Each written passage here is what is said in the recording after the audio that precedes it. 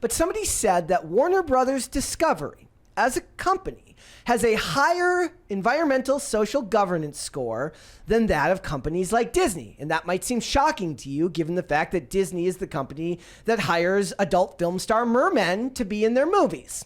Yeah. Well, it turns out that may seem more realistic now, because we have this here from Breitbart. It says, Warner Brothers Discovery is sponsoring a film festival celebrating queer childhood with drag queen story hour for children.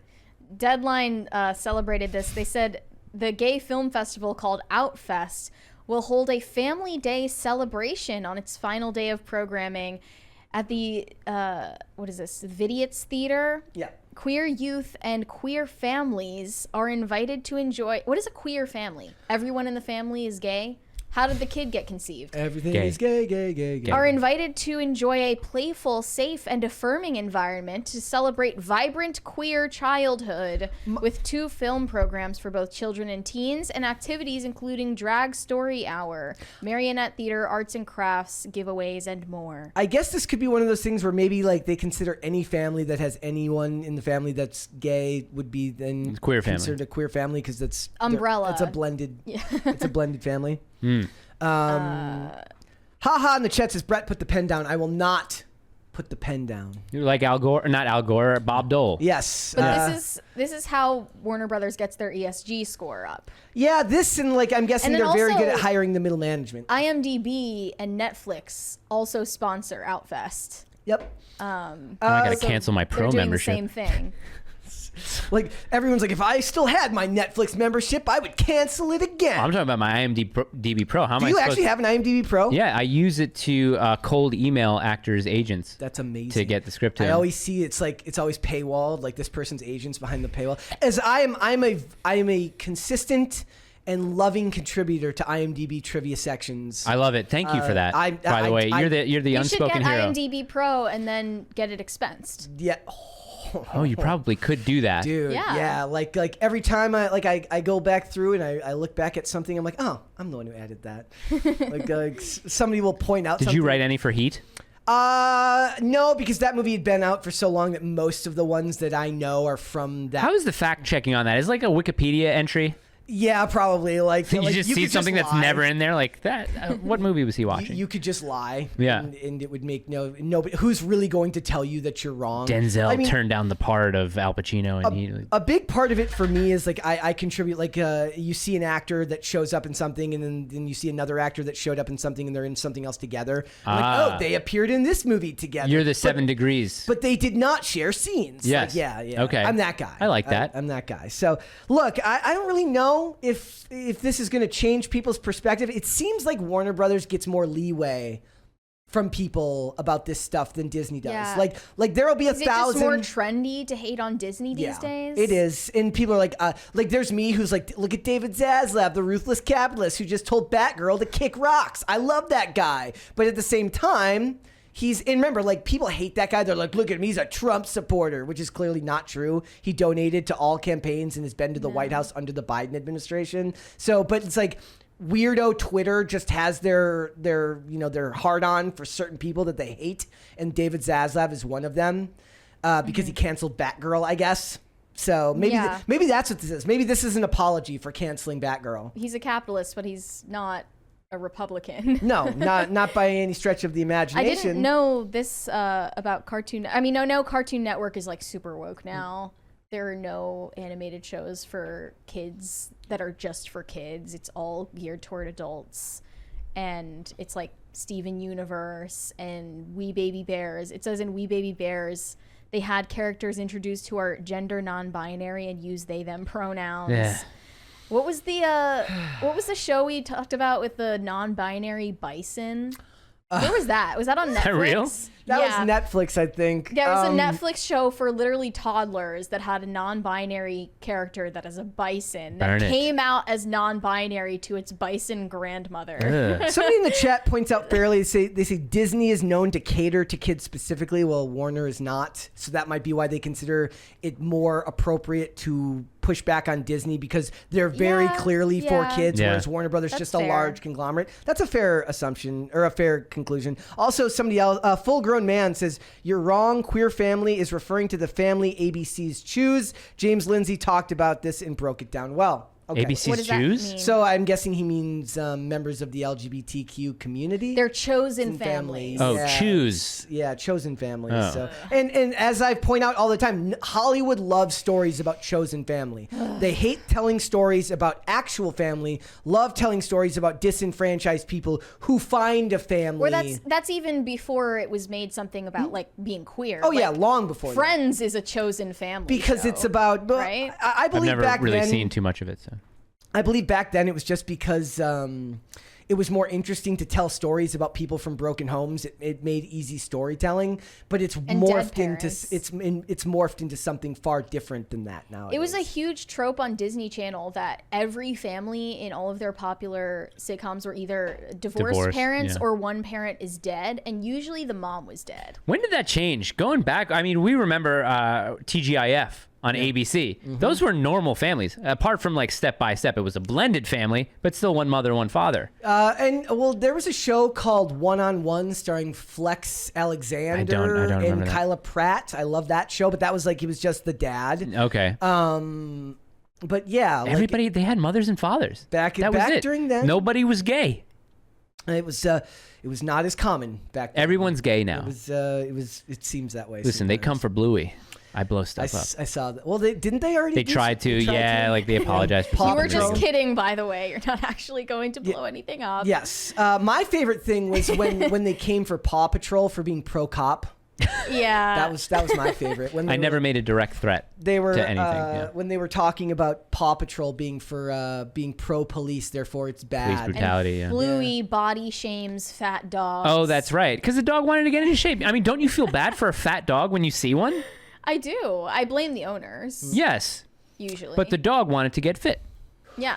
So Well, how can you blame we're in an it? anti-fitness world now, where you're shamed for wanting to get fit because you're supposed to just love your body the way it is. Yeah. And I bet you Warner Brothers would like to make you a movie about being gay and loving your body just the way it is, so that they can show it at this film festival. Mm-hmm. Which is sad too, because I look back and a lot of times it does a disservice because there are storylines in movies and television shows. Like, look, Brokeback Mountain isn't a bad movie. It's not a bad movie, but it was just made at a time when it was a unique story to tell. Now, it's not that they're bad stories. It's that they're still selling it to you like it's something different and new. Yeah. And it's not different and new anymore. It's the status quo now. It's now half the stories. Yeah, like The Crying Game, not a bad movie. Yeah. Like it's just strange. Like it would Midnight be a lot Cowboy. better if they didn't market it the way they market it and they just tried to sell you like this is a movie that just happens to have this storyline, Yeah. but it's a good movie first. Right. I don't need you to sell it that way. It's like when they do like every February your streaming services list it's all of it's like black black movies. creators, Yes. all this and that, or then in June it's LGBTQI plus pride movies and stuff, and then Bros is right there at the top of the Latinos. Can't Yeah, wait until so- this month is over. like I said, I don't care that they're making these movies. I care that they don't know how to sell them to people because it's inherently, oddly enough, hard for people to identify with what they're watching when it's the only reason to sell it on you. Sell it to the person on the story. Yeah. You can identify with the characters beyond their sexuality and their race and gender if it's a good story. I don't need That story would be too honest. I don't need somebody to look like me. I don't need No. someone to be of the same sexual identity as me to identify with that character. Not in the slightest. It doesn't matter. It really doesn't. No. So it's weird. I can think of a couple of movies where I didn't have a physical embodiment of myself in the movie where I was like, okay, this is a good movie. It Happened on Beale Street was or was it just called Beale Street? I can't remember, but it came out maybe 3 years ago. Really, really good movie about, I think, like Harlem in the 1930s or 40s, something like that. Thank Really, you. really good movie. And even Moonlight. I love the way that movie was shot. I love the never saw cinematography. I love the score. bisexual lighting. Yeah, the bisexual lighting. Yeah, do I have a problem with the content of it? No, because it doesn't affect me when I watch film like this. Like I don't feel attacked when I'm watching film. I want to be inspired to create art. Yep. That sounds a little gay. I want to ask you guys, when it comes to drag queen story hours, obviously this is predatory to expose your children to this, but do you think that the drag queens themselves always do you think they're good intentioned? No. Do you think that they like see these themselves in these kids, and like because they feel so alienated, or they did growing up, that they like think they're actually doing something good for society? No. Or do you think it's just like purely I think they're degenerate and freaks. like a sexual pathology that Yes. they're getting off on? 100%. Why would they do it? There are different ways to reach kids, and dressing up as the opposite sex and twerking on a 6-year-old is never well intentioned. I don't care how you That's the most cope extreme for it. example of that, though. Like, No, but even one sitting down in front of a group of Reading a book. reading a book. Yeah. Why do you have to dress up?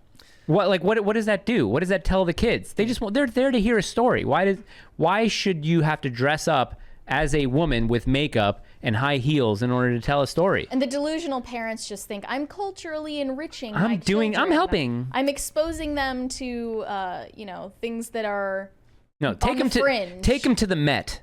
Yeah. Well, even that's Even that. not so right, good. right. No.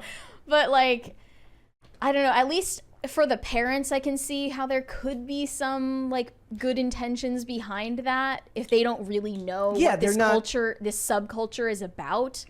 But if you like take 5 minutes to research the history but of they're drag, not doing that. They're not doing that. you would understand like it's always been sexual, it's always been explicitly Correct. for adults. Yes.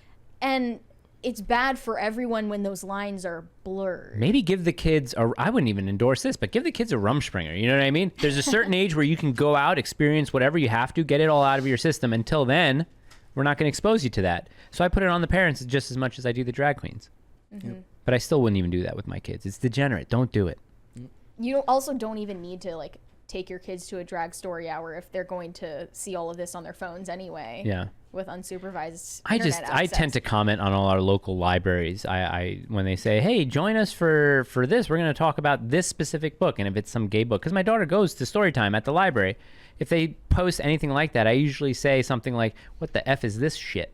or something like that. It's either that or it's some race propaganda. They even have like coloring like pages that they can color with like pride and just gay. check the books out and never return them.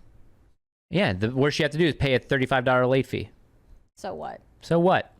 Small price to pay, they say. Yeah. That's what my dad did with an FBI watch list book. Become He ungovernable. stole the book and just paid a late fee. I think for the most part, one of the biggest issues here is just the parents. The best case scenario are parents that just don't understand the subculture and don't understand what they're involving their family in an attempt to be the awfuls that they It's are. a lot of straight females bringing their babies to this. White without- liberal women are going to be the downfall of this country. But do you think that they're awfuls. willfully that ignorant? I don't know what's going on here. Let me check it out. Just a drag queen reading to my No, 4-year-old. I think they have a pathological need to feel like they accept people. I think there's a pathological need to prove that you're more accepting than everyone Or they're else. Patrick Batemans. They just want to fit in. Yeah, I don't even know if it's that. I think it's a pathological need to feel morally superior to everyone else. I get that. In a lot of ways, mainly because one that specifically women have. yes, that's what I'm saying. Yeah. I'm saying white Western women, not to make this too political, have a pathological need to feel morally superior by appearing to be more inviting and respectful than everyone else. Oddly enough, the same people who paradoxically are the ones that are famous for yelling at you, yelling at a waiter for not getting the order right. Right. It's the trope of like the not to bring the religious folks into this, but it's the trope of like the woman who just comes from church and then yells at the waiter. Yes. It's Well, that. that's but just a it's- hypocrite. But I mean, that's what I'm saying. But it's right. it's that. But it's on a grander scale. They really do. It's. Have you ever seen the meme where it's the guy and he's like this and says like white people when they insult other white people on Facebook? Mm-hmm. Like that's what it is. We got a super chat from Airtees 00. He said, I could have sent you to a WNBA game, but buying a server rack and equipment, so this will have to do. You escape this time. Well, thank you, Erites. we think maybe of a next slur time. for those women. They're When you just- awfuls. They're awfuls. That's what they're For called? the women in the Affluent white- WNBA? No, the women who are subconsciously like Awfuls. need the awfuls. Affluent It's white. liberal Oh, Yeah. oh, really? Yeah. Affluent, white, liberal what? The affluent white female liberals Yeah. is awesome. That's awesome. haven't heard that No, before? I haven't. I'm surprised I I'm haven't. surprised that a lot of people haven't heard of that. Because what, Karen is now a derogatory term, right? A And racially that's derogatory term. annoying because that was not racially. It was not. Right. It was not initially racially It focused. encompasses all genders.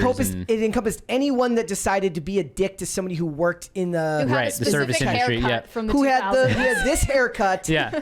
And said, "I'd like to speak to your manager." It didn't matter Yes. what Kind of race weird you how were. in the 2000s all those moms got that haircut and it was kind of the same one that their emo children daughter, had. yeah. Yeah. Both listen to my Kim. Yeah. Well, no, like the moms that got it with were the old, spikes in the back. were older than the moms, the daughters that had it. The moms were too young to have that haircut yet. So the moms that by the time they got it, their kids were appropriated old it. enough, Yeah. it no longer Yeah. had it. Gotcha. So and they had the sunglasses that they're like brown tinted sunglasses and they were overly large. We know the type. I can. It's literally. It's A lot of long. I'm having hair. flashbacks to when I worked at Target. I really am. I'm We're gonna me go to up. super chats. Let's like okay. I'll ask you one more question about this because I think it's fair. Look, I would imagine that in any of these groups, there's probably some women. There's probably some members of these groups that have good intentions or see it as a way of reaching people in a way that's healthy. But I think, as with anything, bad actors can latch on to any movement. But my question is the same for all of it: is why does it have to be introduced at all? At such a young age, why does it matter? And do you think it really is just a white Western woman's world where we now have to let them? They've kind of turned their kids into purse puppies, where they're like, "Look at me, I'm so inclusive and I'm so tolerant." Do you see this as something that could be stopped if not for these companies? Like, is it going to come down to these companies making it less cool? Because that's what they're doing. They want to make it cool. They want to make the moms feel like, what can we do on Saturday? We'll go to this show. Like, will it be on the companies or will it be on the families? I don't know. That's a good question. Yeah. I don't know. What do you think? Well, I would like to extend the benefit of the doubt on some of these mothers. You know what I mean? Like, I really would know. like to, but I don't think so. I can't. I think the companies, the corporations, We are kind just of following have like trend. a self-imposed one-child policy in this country, and I mean, the normalization of like queerness is part of that. Yeah. And remember, But they take their purse puppy child to these events. And remember, when people say queer, they're not using a slur. That is queer is a political movement. Yes. It has nothing to do I with. think they do this because they're hoping that their child will grow up and be gay. Like they're hoping to introduce it early on. Because they will wash off their sin of being And then white this and straight. is this is the child's idea of like how I can get acceptance from my mother. Yeah. It's really like just a malignant disease. Munchausen by proxy. Yep. Thanks for watching. Listen to full episodes of Pop Culture Crisis on Spotify. Keep up with us on social media and make sure you subscribe and ring that bell so you never miss the show. Bye guys.